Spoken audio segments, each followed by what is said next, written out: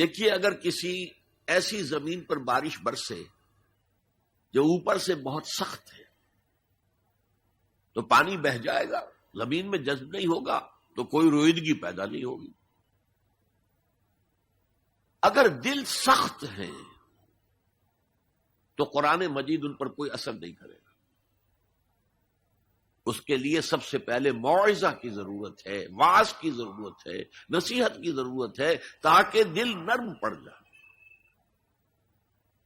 انسانی دل جب سخت ہوتے ہیں تو ان کی سختی چٹانوں سے زیادہ ہوتی ہے۔ سورہ بقرہ میں فرمایا ثم قست قلوبکم فہی کالحجارۃ او اشد قسوہ، یہودیوں سے خطاب ہے۔ ثم قست قلوبکم من بعد ذلک فہی کالحجارۃ او اشد قسوہ، اے بنی اسرائیل تمہارے اس طرز عمل کے نتیجے میں تمہارے دل سخت ہو گئے اور اب وہ پتھروں سے زیادہ سخت ہے۔ لہذا سب سے پہلے ضرورت کیا ہے؟ دل کی زمین کو نرم کیا جائے، اس میں ہل چلایا جائے۔ یہ کام ہے موعظہ کا، وعظ کا، نصیحت کا۔ ہمارے معاشرے میں کسی زمانے میں وعظ کا بڑا رواج تھا،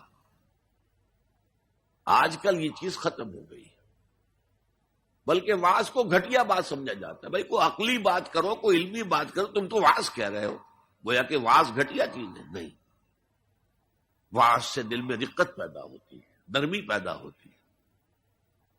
تو قرآن مجید ہی سب سے بڑا موعظہ ہے۔ ہم نے بدقسمتی سے کیا کیا، جب وعظ کہے جاتے تھے تب بھی مثنوی مولانا روم سے، ضعیف احادیث سے، واعظ دستاں زنو افسانہ بند، واعظ بڑے اونچے اونچے ہاتھ چلا کر اور افسانہ جو ہے بیان کر رہا ہے، لیکن اس کا حال کیا ہے؟ از خطیب و دیلمی گفتار اوست، بعض ضعیف و شاذ و مرسل کار اوست۔ وہ خطیب بغدادی یا دیلمی کی جو احادیث ہیں، جو سب سے گھٹیا درجے کی کتابیں حدیث کی، سب سے کم تر درجے کی کتابیں حدیث کی، ضعیف کتابوں کے یوں سمجھیے کہ بہت بڑے مجموعے، وہاں سے وہ حدیثیں لا رہا ہے۔ الضعیف و شاذ و مرسل کار ہو، ضعیف حدیث، شاذ حدیث، مرسل حدیث سے وہ بیان کر رہا۔ قرآن سے اس کا کوئی تعلق۔ قرآن مجید سب سے بڑا واعظ ہے۔ یا ایھا الناس قد جاءتکم موعظۃ، یہ دل کو جب نرم کرتا ہے تو پھر اس میں جذب ہوتا ہے، یہ سیکنڈ سٹیپ ہے اس کا۔ اور جب دل میں جذب ہوگا تو دل کے اندر کی بیماریوں کو دور کر دے گا۔ دل کے اندر کی بیماریاں کون سی ہیں؟ تھرومبوسس نہیں، جائنا نہیں، وہ اور ہیں۔ وہ دل کی بیماریاں جن کے لیے قرآن شفا ہے، وہ ہے تکبر، حسد، حب مال، یہ ہیں وہ چیزیں کہ جو اصل ہیں، جو دل کے امراض ہیں، ان سب کو جڑ سے نکال کر پھینک دے گا قرآن حکیم۔ یا ایھا الناس قد جاءتکم موعظۃ من ربکم وشفاء لما فی الصدور، وہ ہدن اور وہ ہدایت ہے، انفرادی زندگی کے لیے بھی ہدایت ہے، اجتماعی زندگی کے لیے بھی ہدایت ہے۔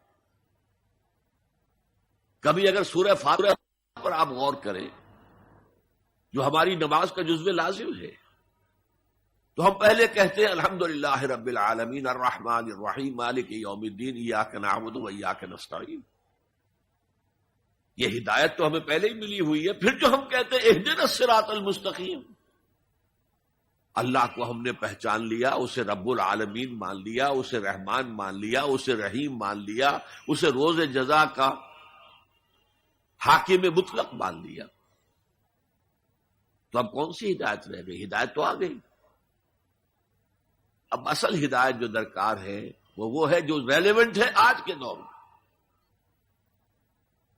جو اجتماعی نظام ہے انسانوں کا، اس کے لیے انسان بالکل بے بس،